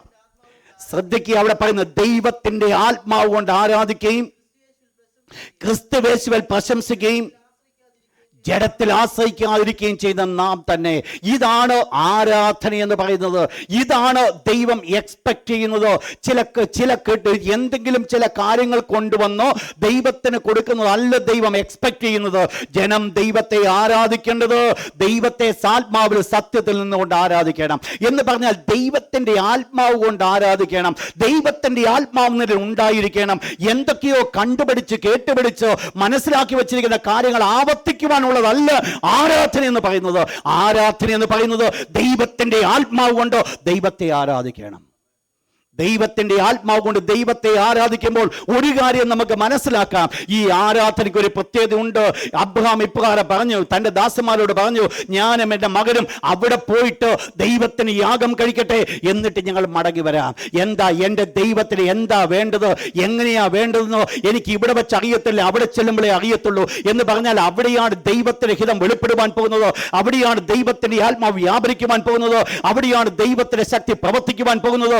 ദൈവശക്തി അവരുടെ മേൽ കടന്നു വരുമ്പോൾ, ദൈവത്തിന്റെ ആത്മാവ് അവരുടെ മേൽ കടന്നു വരുമ്പോൾ അവരെ കൂടെ ഒഴിവാകുന്ന ഒന്നാണ് ആരാധന എന്ന് പറയുന്നത്. പ്രിയപ്പെട്ട ദൈവത്തിന്റെ മക്കളെ, നിങ്ങൾ മനസ്സിലാക്കണം, എന്റെ ജഡം കൊണ്ടുള്ള ഒരു ആരാധനയല്ല സ്വർഗ്ഗത്തിലെ ദൈവം എക്സ്പെക്ട് ചെയ്യുന്നത്. എന്റെ ബുദ്ധി കൊണ്ടുള്ള ഒരു ആരാധനയല്ല സ്വർഗ്ഗത്തിലെ ദൈവം എക്സ്പെക്ട് ചെയ്യുന്നത്. ആ കാലങ്ങൾ എന്നേ കഴിഞ്ഞു പോയി. ദൈവം അതിനെ ചൊല്ലിട്ടിരിക്കുകയാണ്. ദൈവം ആഗ്രഹിക്കുന്ന ഒന്ന് മാത്രമേ ഉള്ളൂ, അവനെ ആത്മാവ് കൊണ്ട് ആരാധിക്കണം. ദൈവത്തിന്റെ ആത്മാവ് കൊണ്ട് ദൈവത്തെ ആരാധിക്കണം. 2, സത്യത്തിൽ ആരാധിക്കണം എന്ന് പറഞ്ഞാൽ ആരാധിക്കേണ്ടത് എങ്ങനെയാണെന്നറിയാമോ? ഒരുപക്ഷെ ചോദിക്കുമായിരിക്കാം, പെന്തിക്കോസ്തുകാർ മുഴുവൻ കള്ളന്മാരാ, പിന്നെ എങ്ങനെ അവരോട് ഞാൻ ആരാധിക്കുന്നത്? സത്യം, അവർ മുഴുവൻ കള്ളന്മാരാ. എവിടാ കള്ളന്മാരില്ലാത്ത? നിൽക്കുന്നിടത്തില്ലയോ? എല്ലായിടത്തും ഉണ്ട്. അപ്പൊ ഈ കള്ളന്മാരെന്നുള്ള അല്ല നമ്മുടെ പ്രശ്നം. നമ്മുടെ പ്രശ്നം എന്ന് പറയുന്നത് പെന്തിക്കോസ്തുകാരെന്നുള്ളതാ. ഇന്ന് രാത്രി ദൈവത്തിന്റെ മക്കളോട് ഞാൻ ഓർപ്പിക്കട്ടെ, സഹോദര സഹോദരി, വല്ലവും കുറ്റം പറഞ്ഞുകൊണ്ട് നിൽക്കുവാൻ ഇടയാകരുത്. ദൈവത്തിന്റെ വിശുദ്ധ വചനം പറയുന്നുണ്ട്, ദൈവത്തെ ആരാധിക്കേണ്ടവർ സത്യത്തിൽ ആരാധിക്കണം എന്ന് പറയുമ്പോൾ ദൈവവചനമാണ് സത്യമെങ്കിൽ ദൈവത്തിന്റെ വചനം വെളിപ്പെടുത്തുന്നു. അപ്പോസ്തലിക ഉപദേശത്തിൽ നിന്നുകൊണ്ട് ദൈവജനം ദൈവത്തെ ആരാധിക്കണം. അതാണ് സത്യം. തോന്നുന്ന രീതിയിൽ ആരാധിക്കുവാനുള്ള മേഖലയല്ല ആരാധന സ്ഥലം എന്ന് പറയുന്നത്. കാണുന്നത് പോലെ എന്തെങ്കിലും കാട്ടിക്കൂട്ടാനുള്ള മേഖലയല്ല ആരാധന സ്ഥലം എന്ന് പറയുന്നത്. പിന്നെയോ ദൈവത്തിന്റെ ആത്മാവ് കൊണ്ട് ആരാധിക്കേണ്ട സ്ഥലമാണ്. സത്യത്തിലുള്ള ദൈവത്തിന്റെ വചനമാകുന്ന സത്യം അടിസ്ഥാന ഉപദേശത്തിൽ നിന്നുകൊണ്ടുള്ള ആരാധനയാണ് ആരാധന വേണ്ടത്. ഇന്ന് രാത്രി ഞാൻ ഓർപ്പിക്കട്ടെ പ്രിയപ്പെട്ടവരെ, ദൈവം ഒരുപക്ഷെ നിങ്ങൾ ഞാൻ പേഴ്സണലി നിങ്ങൾ ക്രിറ്റിസൈസ് ചെയ്യുന്നതോ നിങ്ങൾ ഒരിക്കലും ചിന്തിക്കരുതോ, എനിക്കതിൻ്റെ ആവശ്യമില്ല. ദൈവത്തിന്റെ വിശുദ്ധ വചനത്തിന് മുൻപിൽ നിന്നുകൊണ്ട് യാതൊന്നും മറച്ചു വെക്കുവാൻ എനിക്ക് പറ്റത്തില്ല. അതുകൊണ്ട് ഞാൻ തുറന്നു പറയുന്നു, ദയവായിട്ട് നിങ്ങൾ എന്നോടുകൂടെ ക്ഷമിക്കുക. പ്രിയപ്പെട്ടവരെ, ചില കാര്യങ്ങൾ ചെയ്തിട്ട് ചിലയിടത്ത് പോയിട്ട് വീണ്ടും ആരാധിക്കാമെന്ന് പറയുന്നുവെങ്കിൽ ഓർത്തുകൊള്ളണമേ, ദൈവം ആഗ്രഹിക്കുന്ന അതല്ല. ദൈവം ആഗ്രഹിക്കുന്നത് യഥാർത്ഥമായിട്ട് ഒരു അപ്പോസ്തലിക ഉപദേശത്തിൽ നിന്നുകൊണ്ടുള്ള ആരാധനയാണ് സ്വർഗ്ഗത്തിലെ ദൈവത്തിന് പ്രസാദമായത്. ഇവിടെ സ്നാനപ്പെട്ടിട്ട് അവിടെ പോയിട്ട് മർത്തോമ പള്ളിയിലോ യാക്കോബ പള്ളിയിലോ കത്തോലിക്ക പള്ളിയിലോ പോകാൻ ആഗ്രഹിക്കുന്നുവെങ്കിൽ ഇന്ന് രാത്രി ഞാൻ ഓർപ്പിക്കട്ടെ സഹോദര, ദൈവം നിന്നെ വിളിച്ചത് അതിനുവേണ്ടിയല്ല. നീ സ്നാനപ്പെടാൻ നിന്നോടാരും നിർബന്ധിക്കുന്നില്ല. നിൽക്കുന്നത് നിന്നു, നരകത്തിൽ പോകാൻ വളരെ എളുപ്പമാ. എന്നാൽ ദൈവത്തിന്റെ പകരം വ്യവസ്ഥ അംഗീകരിക്കുവാൻ ആഗ്രഹിക്കുന്നുവെങ്കിൽ ദൈവത്തിന്റെ ആത്മാവുടെ സത്യത്തിൽ ദൈവത്തെ ആരാധിക്കണം വളരെ ആവശ്യമാണ്. സത്യം ഒരു വശത്ത് മാറ്റിവെച്ചിട്ട് ഇപ്പത്തു നിന്നോട് ദൈവത്തെ ആരാധിക്കുന്ന ആരാധന എൻ്റെ ദൈവത്തിന് വേണ്ട, ദൈവം അതിൽ പ്രസാദിക്കുവാനും ആഗ്രഹിക്കുന്നില്ല. 3, എന്താ പ്രത്യേകത? 3, ദ പ്രീസ്ലി ഡ്രസ്, പൗരോഹിത്യ വസ്ത്രം. നിങ്ങൾക്കറിയാം എക്സോഡസ് ചാപ്റ്റർ 28 വേഴ്സ് 2-4, അവിടെ നമ്മൾ കാണുന്നത് ദൈവം മോശയോട് പറയുകയാണ്, അഹരോന് വിശേഷമായ വസ്ത്രം ഉണ്ടാക്കണം. ദൈവം അന്ന് ഒരു കാര്യം ചെയ്തു. പുരോഹിതന്മാരും സാധാരണപ്പെട്ട ജനവും തമ്മിൽ വേർപാട് വെച്ചു. ആ വേർപാട് എങ്ങനെയാ വെളിപ്പെടുത്തിയത്? അവരുടെ വസ്ത്രത്തിൽ കൂടെ. മഹാപുരോഹിതന് ധരിക്കേണ്ട വസ്ത്രമുണ്ട്. ആ മഹാപുരോഹിതന്റെ വസ്ത്രം ധരിച്ചു നിൽക്കുമ്പോൾ അവർക്ക് മനസ്സിലാക്കുവാൻ സാധിക്കും ഇത് മഹാപുരോഹിതൻ തന്നെയാണ്. എന്നാൽ അന്ന് പൗരോഹിത്യ വസ്ത്രമുണ്ടെങ്കിൽ ഇന്ന് ദൈവമാക്കും ഒരു പുരോഹിത വസ്ത്രം കൊടുത്തിട്ടില്ല. ഇന്ന് ആരെയും ദൈവം ഒരു പൗരോഹിത്യ വസ്ത്രം ധരിപ്പിച്ചിട്ടില്ല. ഇന്ന വസ്ത്രം ധരിച്ചെന്ന് നിൽക്കണമെന്നോ ദൈവത്തിന്റെ വിശുദ്ധ വചനം പറയുന്നില്ല. നീളക്കുപ്പായമുണ്ട് സഹോദര, അത് പഴയ നിയമത്തിൽ അഹരോന്റേതാ. തലേ തൊപ്പിയുണ്ട്, അത് അഹരോന്റേതാ. നടുക്കെട്ടുണ്ട്, അത് അഹരോന്റേതാ. ദൈവം ഇന്ന് പുതിയ നിയമത്തിൽ ഇതൊന്നും കൽപ്പിച്ചിട്ടില്ല. ഇന്നൊരു വസ്ത്രം കൊണ്ട് വേർപെട്ട് നിൽക്കുവാനല്ല സ്വർഗത്തിലെ ദൈവം ആഗ്രഹിക്കുന്നത്. ദൈവം അത് ആഗ്രഹിക്കുന്നില്ല. ദൈവം എക്സ്പെക്ട് ചെയ്യുന്ന ഒരൊറ്റ കാര്യമേ ഉള്ളൂ. ഇന്ന് പുരോഹിതന്മാരുടെ വസ്ത്രത്തിന് യാതൊരു വ്യത്യാസമില്ല. ഒരു പ്രത്യേകമായിരിക്കുന്ന വസ്ത്രം ധരിപ്പിച്ച് ഒരു മേലധ്യക്ഷനാണെന്നുള്ള ഒരു പദവിയിലേക്ക് ദൈവം ആരെയും ഒന്നും ഉയർത്തിയിട്ടില്ല. ദൈവം പറയുന്ന ഒരൊറ്റ കാര്യമേ ഉള്ളൂ. 1 പത്രോസിലെ 2-ാം അധ്യായം 9-ാമത്തെ വാക്യം നിങ്ങൾക്ക് എല്ലാവർക്കും അറിയാം. ആ ഭാഗം പറയുന്നത് എന്താ പറയുന്നത്? നിങ്ങളോ അന്ധകാരത്തിന് അത്ഭുത പ്രകാശം വിളിച്ചവന്റെ സൽഗുണങ്ങളെ ഘോഷിപ്പാൻ തക്കവണ്ണം നിങ്ങളെല്ലാവരും ആര്? തെരഞ്ഞെടുക്കപ്പെട്ട രാജകീയ പുരോഹിത വർഗം. We all are royal priesthood. നമ്മൾ എല്ലാവരും പുരോഹിതന്മാരാണ് എന്ന് പറഞ്ഞാൽ ഇന്നൊരു പൗരോഹിത്യ വസ്ത്രത്തിന്റെ ആവശ്യമില്ല. ഓത്തോണേ, ഇന്ന് ഞാൻ പൗരോഹിത്യ വസ്ത്രത്തിന്റെ പിന്നിലാ പിടിച്ചുകൊണ്ട് നിൽക്കുന്നുവെങ്കിൽ ഞാൻ നിൽക്കുന്നത് ലേവ്യ പൗരോഹിത്യത്തിലാ. ദൈവം ഇന്നെ നിർത്തിയിരിക്കുന്ന ലേവ്യ പൗരോഹിത്യത്തിലല്ല, ഇന്നെ നിർത്തിയിരിക്കുന്നത് മൽക്കിസേദെക്കിന് ക്രമപ്രകാരമുള്ള പൗരോഹിത്യത്തിലാ.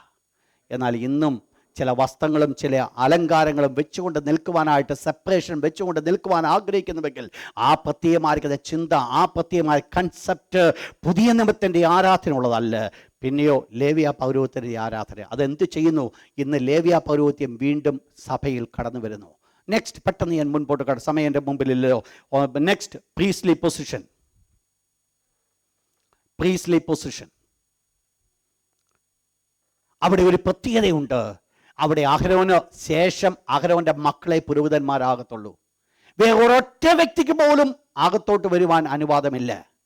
ദൈവത്തിൻ്റെ വിശുദ്ധ നമ്മൾ ചില നാളുകൾക്ക് മുമ്പ് നമ്മൾ ചിന്തിച്ചു, അന്യൻ അകത്ത് വന്നാൽ എന്ത് ചെയ്യാനാണ് പറഞ്ഞേക്കുന്നത്?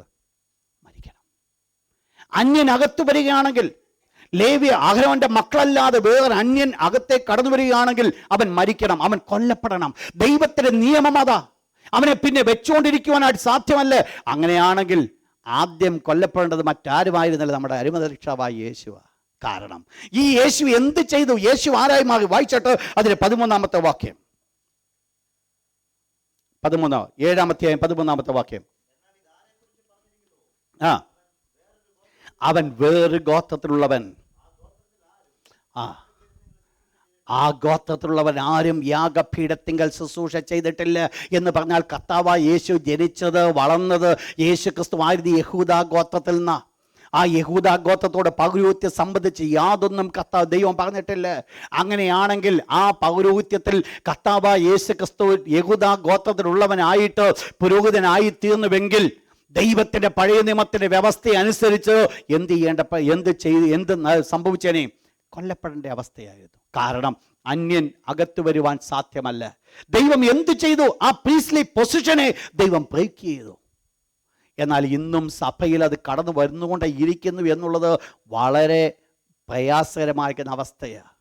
ഒരുപക്ഷെ എപ്പിസ്കോപ്പൽ ചർച്ചസിനേക്കാൾ കൂടുതൽ ഇന്ന് കാണുന്നത് ഇന്ന് പെന്തിക്കോസ് ഗോളത്തിലാണ്. വല്യപ്പച്ചൻ വലിയ പാസ്റ്റർ, മോന് അടുത്ത പാസ്റ്റർ ഹെഡ്, അതിൻ്റെ മോൻ വരുമ്പോൾ അടുത്ത ഹെഡ്. സഭയിൽ മറ്റാരും നേതാക്കന്മാരില്ലാഞ്ഞിട്ടല്ല, അവരെയൊക്കെ ഒരു മൂലയ്ക്ക് ഒതുക്കി നിർത്തിയിട്ട് പാരമ്പര്യമായിട്ട് കൊണ്ടുവരുന്നു. ഇത് എവിടുന്നാ വരുന്നതെന്നറിയാമോ? ഇന്ന് പെന്തിക്കോസ് ഗോളത്തോട് ഞാൻ ഓർപ്പിക്കട്ടെ, ലേവിയ പൗരോഹിത്യത്തിന് അഹരോന്റെ പാരമ്പര്യത്തിന് കൊടുത്തതാണ്. അഹരോന്റെ മക്കളാ നെക്സ്റ്റ് അധികാരത്തിലേക്ക് കടന്നു വരും. ഇന്ന് പെന്തിക്കോസ് ഗോളം അത് ഏറ്റെടുക്കുകയാണെങ്കിൽ അവർ ചെയ്തു വരുന്നത് അന്നത്തേത് ഇന്ന് പ്രമാണിച്ചുകൊണ്ട് മുമ്പോട്ട് പോകുകയാണ്. ദൈവമക്കളെ മനസ്സിലാക്കണമേ, ദൈവം വെച്ചിരിക്കുന്ന വ്യവസ്ഥ ഒരു ഓർഡർ വെച്ചിട്ടുണ്ട്. ദൈവം ഇന്ന് പുതിയ നിയമത്തിലേക്ക് ആരെയും പ്രത്യേകമായിട്ട് ഒരു അവകാശിയായിട്ട് ഒരു കുടുംബത്തിൻ്റെ സ്വത്തായിട്ടോ ദൈവം ഒരു ചർച്ചിനെയും വെച്ചിട്ടില്ല. യോഗ്യതയുള്ളവരെ സ്ഥലത്തെ കടന്നു വരേണ്ടത് ആവശ്യമാണ്. ദൈവത്താൻ്റെ ആത്മാവിനാൽ നയിക്കപ്പെടുന്നവർ അടുത്ത ഭരണത്തിലേക്ക് കടന്നു വരേണ്ടത് ആവശ്യമാണ്. ദൈവം അതാണ് എക്സ്പെക്ട് ചെയ്യുന്നത്, ദൈവം അതാണ് ആഗ്രഹിക്കുന്നത്. എന്നാൽ ഒരു കാര്യം മനസ്സിലാക്കണം, അഹരോന്റെ പാരമ്പര്യമായിരുന്നു ഇന്ന് മുൻപോട്ട് കടന്നുപോയിക്കൊണ്ട് ഇരുന്നുവെങ്കിൽ യേശു ഒരിക്കലും പുരോഹിതനാകുകയില്ലായിരുന്നു. അഹരോന്റെ പാരമ്പര്യത്തെ കർത്താവ് പരിപൂർണമായി ഉടച്ചുകൊണ്ട് യഹൂദ ഗോത്രത്തിന് ഒരുവൻ മഹാപുരോഹിതനായി, ശ്രേഷ്ഠ മഹാപുരോഹിതനായി തീരുവാൻ കാരണമായി തീർന്നു. 5, the priestly order. The priestly order.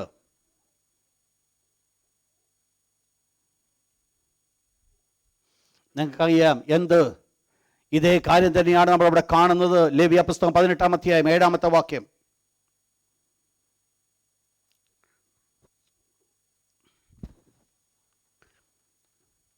Sorry, ഞാൻ മുൻപേ പറഞ്ഞ ആ ഫസ്റ്റ് പോയിന്റ് ഞാൻ ഇപ്പോൾ പറഞ്ഞ പോയിന്റാണ് പ്രീസ്ലി ഓർഡർ.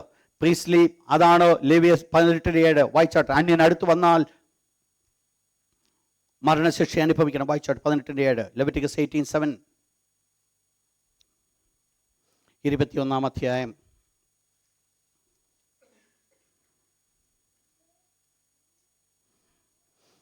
അതിൻ്റെ 1-2 വാക്യം.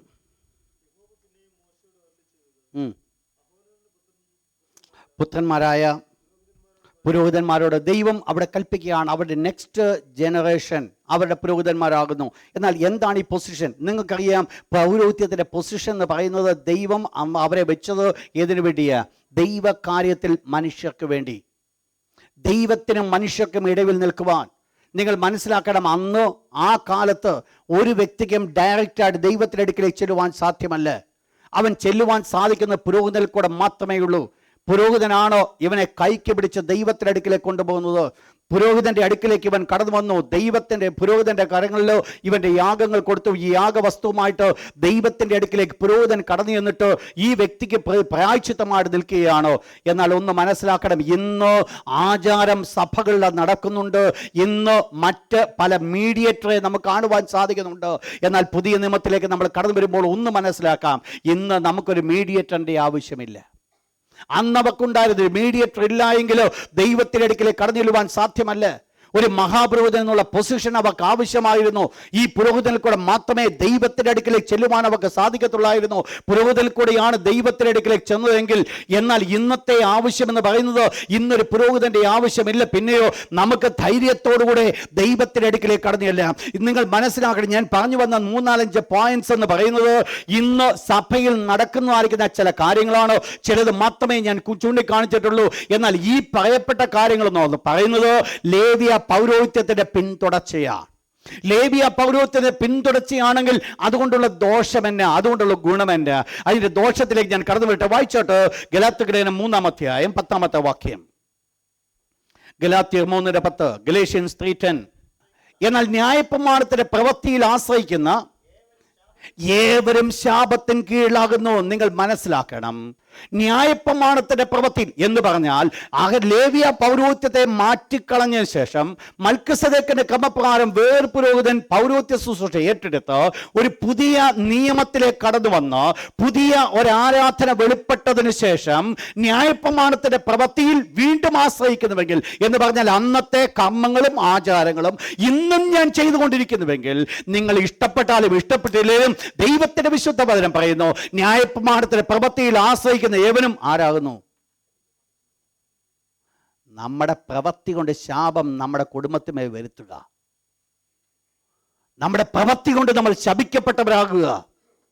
ദൈവത്തിന്റെ മക്കളെ നിങ്ങൾ മനസ്സിലാക്കണം, ദൈവം വെച്ചിരിക്കുന്ന വ്യവസ്ഥയിൽ നിന്നുകൊണ്ട് ദൈവത്തെ ആരാധിക്കാതെ മറ്റെന്തെങ്കിലും ഭൗതികമായിരിക്കുന്ന കാഴ്ചപ്പാടുകളുടെ പിന്നിൽ നിൽക്കുന്നുവെങ്കിൽ ഞാൻ ഓർപ്പിക്കട്ടെ, ദൈവം ഒരു വ്യവസ്ഥ വെച്ചിട്ടുണ്ട്. ആ വ്യവസ്ഥയെ മാറ്റുവാൻ ലോകത്തിലൊരു മനുഷ്യനും സാധ്യമല്ല. അഹരോന്റെ പൗരോഹിത്യത്തെ മാറ്റിയിട്ട് യേശുക്രിസ്തുവിന്റെ പൗരോഹിത്യം കടന്നു വന്നുവെങ്കിൽ പഴയതും പുതിയതും കൂടെ ഒരുമിച്ച് ചേർക്കുവാൻ ഒരു മനുഷ്യനും സാധ്യമല്ല. അത് സംഭവിക്കുന്നത് ശാപത്തിൻ കീഴിലാകുന്നു. ദൈവജനം ഇന്ന് കേൾക്കുന്നവരെ ഞാൻ ഓർപ്പിക്കട്ടെ, വിട്ടുപോയതിനെ വിട്ടുകളയുക, ഇനിയും തിരിച്ചെടുക്കുവാൻ പോകരുത്. ഏതിൽ നിന്നാണ് നിങ്ങൾ വിട്ടുപോകുന്നത്, ഇനി തിരിച്ചങ്ങോട്ട് പോകരുത്. അന്നത്തെ കാര്യം ചെയ്യുവാൻ ഇന്ന് വീണ്ടും കടന്നു പോകരുത്. ഒരുപക്ഷെങ്കിൽ പ്രശ്നങ്ങൾ ഒത്തിരി ഉണ്ടാകുമായിരിക്കാം, പ്രയാസങ്ങൾ ഒത്തിരി ഉണ്ടാകുമായിരിക്കാം. ആൾക്കാരോട് വലിയ പ്രശ്നമില്ലാതെ പോകുവാൻ വേണ്ടി ഒത്തുതീർപ്പിന്റെ അനുഭവത്തിലല്ല ദൈവപൈതൽ നിൽക്കേണ്ടത്. ദൈവപൈതൽ അങ്ങനെ നിൽക്കുന്നുവെങ്കിൽ ദൈവത്തിന്റെ വചനത്തിന്റെ അടിസ്ഥാനത്തിൽ ശാപഗ്രസ്തരാ. എൻ്റെ പ്രവൃത്തി കൊണ്ട്, ഞാൻ നിൽക്കുന്ന നിൽപ്പ് കൊണ്ട് ശാപം എൻ്റെ ജീവിതത്തിൽ, എൻ്റെ കുടുംബ ജീവിതത്തിൽ മേൽ കൊണ്ടുവരിക. പ്രിയപ്പെട്ടവർ, വേർപെട്ടു പോരുക. ദൈവം ആഗ്രഹിക്കുന്ന ഒരു കാര്യമാണ്. ദൈവജനത്തെക്കുറിച്ച് ദൈവം ആഗ്രഹിക്കുന്നു. ലേവ്യ പൗരോഹിത്യത്തിന് അന്തം വന്നു. ഇനിയും ലേവ്യ പൗരോഹിത്യമായിട്ട് എനിക്ക് യാതൊരു ബന്ധവുമില്ല. ലേവ്യ പൗരോഹിത്യമായിട്ട് എനിക്ക് യാതൊരു കൂട്ടായ്മയില്ല. ലേവ്യ ആചാരങ്ങളുമായിട്ട് എനിക്ക് യാതൊരു കൂട്ടായ്മയില്ല. ഒരുപക്ഷെ നല്ല ആത്മീയനായിരിക്കാൻ, നല്ല ഭംഗിയായിട്ട് പ്രാർത്ഥിക്കുന്നുണ്ട്, മണിക്കൂറുകൾ ദൈവസനെ ചെലവഴിക്കുന്നുണ്ട്, ഒത്തിരി സമയം എല്ലാ രീതിയിലും. ഇന്നത്തെ ആ സിറ്റുവേഷൻ നോക്കിക്കഴിഞ്ഞാൽ ഞാൻ വളരെ നല്ല ആത്മീയനും ചിന്തിക്കുമായിരിക്കാം. എന്നാൽ അവരോട് ദൈവത്തിന് പറയുവാനുള്ള ഒരാലോചനകളുണ്ട്. ഒന്ന് വായിച്ചോട്ടെ, ഗലാത്യർ ലേഖനം 5-ാം അധ്യായം 7-ാമത്തെ വാക്യം. ഗലേഷ്യൻസ് 5:7. ഗലേഷ്യൻസ് 5:7. നിങ്ങൾ നന്നായി ഓടിയിരുന്നു, സത്യമനുസരിക്കാതിരിപ്പാൻ. ശ്രദ്ധിക്കുക, നന്നായി ഓടിയ ഒരു കൂട്ടം, ഓടാത്തവരെ കുറിച്ചല്ല ഇവിടെ പറയുന്നത്. നന്നായി ഓടിയ ഒരു കൂട്ടത്തെ നോക്കിക്കൊണ്ടാണ് ഇവിടെ പൗലോസ് അപ്പോസ്തലൻ. നിങ്ങൾക്കറിയാം എന്താ ഇവിടുത്തെ വിഷയം എന്ന് പറയുന്നത്. ന്യായപ്രമാണവും പുതിയ നിയമവും കൂടെ ഒരുമിച്ച് കൊണ്ടുപോകാൻ ആഗ്രഹിച്ച ഒരു കൂട്ടമായിരുന്നു ഗലാത്യ സഭ. അഗ്രചംബം ചെയ്തുകൊണ്ട് പരിച്ഛേദന ഏറ്റുകൊണ്ട് മുൻപോട്ട് പോകണമെന്ന് നിഷ്കർഷിച്ചതായിരിക്കുന്ന ഒരു കൂട്ടമായിരുന്നു ഗലാത്യ സഭ. ആ പഴയ നിയമത്തിന്റെ ആചാരങ്ങളെ പുതിയ നിയമത്തിലെ കൊണ്ടുപോകാൻ ആഗ്രഹിച്ചവരോട് അപ്പോസ്തലനായി പൗലോസ് പറയുകയാണ്, നിങ്ങൾ നന്നായി ഓടിയിരുന്നു എന്ന് പറഞ്ഞാൽ നിങ്ങൾ നന്നായിട്ട് ഓടിയെന്ന്. നിങ്ങൾ കൈയും കെട്ടി വീട്ടിയിരുന്നവരല്ല, ആത്മീയ താല്പര്യമില്ലാതിരുന്നവരല്ല, ആത്മീയ കാഴ്ചപ്പാടില്ലാതിരുന്നവരല്ല, ദൈവത്തിന് വേണ്ടി എരിവില്ലാതിരുന്നവരല്ല. ഇതൊക്കെ നിങ്ങൾക്കുണ്ടായിരുന്നു. ദൈവത്തിന്റെ വിശുദ്ധ വചനം പറയും, നിങ്ങൾ നന്നായി ഓടിയിരുന്നു. എന്നാൽ ഒരു പ്രശ്നമുണ്ടായി, സത്യം അനുസരിക്കാതിരിപ്പാൻ നിങ്ങളെ ആർത്തെടുത്തു. ചോദ്യം അവിടെ വന്നത്, ദൈവത്തിന്റെ സത്യം അനുസരിക്കാതിരിപ്പാൻ ആരാണ് നിങ്ങളെ തടുത്തത്? പ്രശ്നം മനസ്സിലായോ? എന്താ ഇവിടുത്തെ വിഷയം മനസ്സിലായോ? ദൈവത്തിന്റെ വചനത്തിന്റെ സത്യത്തിൽ നിലനിൽക്കുന്നില്ല എങ്കിൽ ഇന്നല്ലെങ്കിൽ നാളെ ഇടറി വീഴാൻ ചാൻസ് ഉണ്ടെന്ന്. പണ്ട് നമ്മൾ ഒരിക്കൽ ചിന്തിച്ചതാണ്, ദാവീദിന്റെ കാലത്ത് ദൈവത്തിന്റെ നിയമപ്പെട്ടം തോളിൽ ചുമക്കേണ്ട സ്ഥാനത്ത് കാളയുടെ വണ്ടിയിൽ മേൽ വെച്ചിട്ടുണ്ടെങ്കിൽ കാളവണ്ടി ഓടത്തില്ലെന്നല്ല, പെട്ടകം ഒരല്പം യാത്ര തുടരത്തില്ലെന്നല്ല, യാത്രയുണ്ട്. എന്നാൽ ഒന്ന് മനസ്സിലാക്കണം, ഒരു പ്രത്യേകമായ സ്ഥലം കടന്നു വരുന്നുണ്ട്. ആ പ്രത്യേകമായ സ്ഥലത്ത് കാള വിരളുമ്പോഴാണ് നിന്റെ നാശം സംഭവിക്കുന്നത്. അതുവരെ എല്ലാം വളരെ ഭംഗിയാണ്. നാഖോന്റെ കളം എന്നുള്ളൊരു കളം കടന്നു വന്നില്ലായിരുന്നുവെങ്കിൽ ഈ കാളവണ്ടിയിൽ ഈ പെട്ടകം കൊണ്ടുപോകുന്നതിന് ഒരു പ്രശ്നവുമില്ലായിരുന്നു.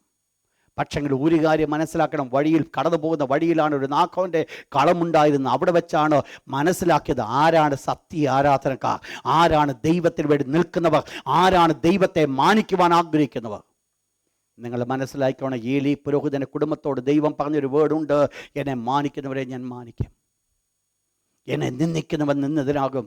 ദൈവത്തിൻ്റെ മക്കളെ ഓർക്കണമേ, പഴയ പ്രമാണത്തോട് ഞാൻ വിട പറഞ്ഞു, പഴയ ആചാരത്തോട് ഞാൻ വിട പറഞ്ഞു, പഴയ ചട്ടങ്ങളോട് ഞാൻ വിട പറഞ്ഞു. ഇനി ഒരിക്കലും എനിക്ക് അതിലേക്ക് പോകുവാൻ സാധ്യമല്ല. ഇനി ഒരിക്കലും എനിക്കതിൽ നിൽക്കുവാൻ സാധ്യമല്ല. എന്താ വേണ്ടത്? ലേവ്യ പൗരോഹിത്യത്താൽ സമ്പൂർണ്ണത വരാഞ്ഞതുകൊണ്ട് ഒരു പുതിയ പൗരോഹിത്യം എഴുന്നേൽക്കുവാൻ കാരണമായി തീർന്നെങ്കിൽ അതൊരു പെർഫെക്റ്റ് ഒരു പൂർണ്ണത വന്നതായിരിക്കുന്ന ഒരു പൗരോഹിത്യമാകുന്നുവെങ്കിൽ ആ പെർഫെക്റ്റിൽ ഞാൻ നിങ്ങൾ നിൽക്കുമ്പോൾ എനിക്ക് നിങ്ങൾക്ക് വേണ്ടതൊക്കെ അതിനകത്തുണ്ട്. എനിക്ക് നിങ്ങൾക്കും ഇനി വീണ്ടും ഒരു ആചാരത്തിൻ്റെ ആവശ്യമില്ല, അനുഷ്ഠാനത്തിൻ്റെ ആവശ്യമില്ല, ഒരു പുരോഹിതൻ്റെയും ആവശ്യമില്ല. ദൈവം നമ്മളെ എല്ലാവരും പുരോഹിതന്മാരാക്കി നിർത്തിയിരിക്കുമ്പോൾ നമ്മൾ ചെയ്യേണ്ട ഒരൊറ്റ കാര്യമുള്ളൂ. കർത്താവേ, ദൈവത്തിൻ്റെ വിശുദ്ധ വചനം പഠിപ്പിക്കുന്നത് പോലെ സത്യ നമസ്കാരികൾ, പരിച്ഛേദനക്കാർ എന്ന് പറയുന്നവർ ദൈവത്തെ ആത്മാവ് കൊണ്ട് ആരാധിക്കുകയും സ്വന്തമായിട്ട് അവർ പ്രശംസിക്കാതെ ദൈവത്തിൽ അവർ പ്രശംസിക്കുകയും ചെയ്യുന്ന ഒരു കൂട്ടമാകുന്നുവെങ്കിൽ ഈ നാളുകളിൽ എനിക്ക് നിങ്ങൾക്ക് വേണ്ടത് ഒരു കാര്യം മാത്രമാണ്, ദൈവത്തെ ആത്മാവ് കൊണ്ട് ഞാൻ ആരാധിക്കുന്നു. കർത്താവായ യേശു പറഞ്ഞു, സത്യ നമസ്കാരികൾ പിതാവിനെ ആത്മാവിൽ സത്യത്തിൽ നമസ്കരിക്കുന്ന നാഴിക വരുന്നു, ഇപ്പോൾ വന്നുവരിക്കുന്നു. ആ നാഴികയിലാണ് ഞാൻ നിങ്ങളും ജീവിക്കുന്നുവെങ്കിൽ സഹോദര സഹോദരി ഒന്ന് ചിന്തിച്ചോണേ, എൻ്റെയും നിങ്ങളുടെ ആരാധന ആത്മാവിലും സത്യത്തിലും ആകുന്നുവോ എന്നുള്ളത് ഒന്ന് ശാന്തമായിട്ട് ചിന്തിച്ചോണം. ഇല്ല എങ്കിൽ ഈ ദിവസങ്ങളിൽ വിട പറഞ്ഞ് വെളിയിൽ കടന്നു വരാനുള്ള സമയമാണ്. പുതിയ വീഞ്ഞ് പഴയ തുരുത്തിയിൽ വെക്കരുതേ. എല്ലാ കണ്ണുകളും ശാന്തമായിട്ട് അടച്ചാട്ട്